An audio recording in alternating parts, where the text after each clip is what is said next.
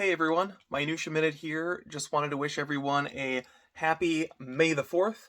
I will never forget the first time I saw Star Wars.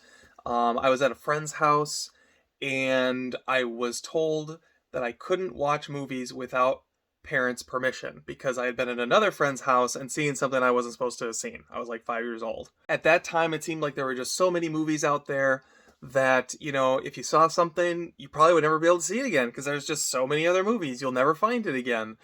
And I remember we sat down to watch Star Wars, and I was like, I'm not supposed to be watching this. And then I watched it, and it was a life-changing experience, as you all know.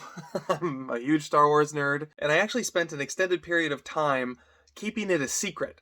I really wanted my parents to buy me a copy of Star Wars on home video, but I couldn't admit that I had seen it. And so I kept skirting the subject, determined never to forget this incredible movie experience I had had. Then eventually my parents remedied the issue naturally because they bought a copy of it on VHS to show me for the first time. And I've never looked back. I watched that VHS probably 30 times in 30 days until it was taken away from me, and then pretty much like once a week after that for my entire childhood. And so, of course, with how active I've been on my YouTube channel, we've talked about Star Wars many times in the past, I couldn't let this May the 4th go without touching base with you guys, sharing a little story, and also sharing just a quick announcement. So for those of you guys who are newer to the channel, you may not know, I actually have another YouTube channel called 90s Star Wars Fan. And I created it, I think it was like 2016, maybe 2017, something like that. And I did 4 different Star Wars videos, kind of on a range of topics. I talked about basically stuff from the 90s. So there's one video where I talked about a Grand Admiral Thrawn appearance that was not from the Timothy Zahn books. I talked about Dark Empire extensively. That's probably the best video on the channel.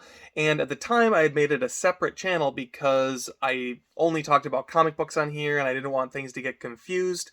I've since made this channel sort of my one channel, and so it seems kind of silly to keep the 90s Star Wars Fan channel up. And so I'm going to be premiering all 4 of those videos on this channel throughout the course of the day. So be sure to stay tuned. If you have not seen these videos before, I think you're in for a treat.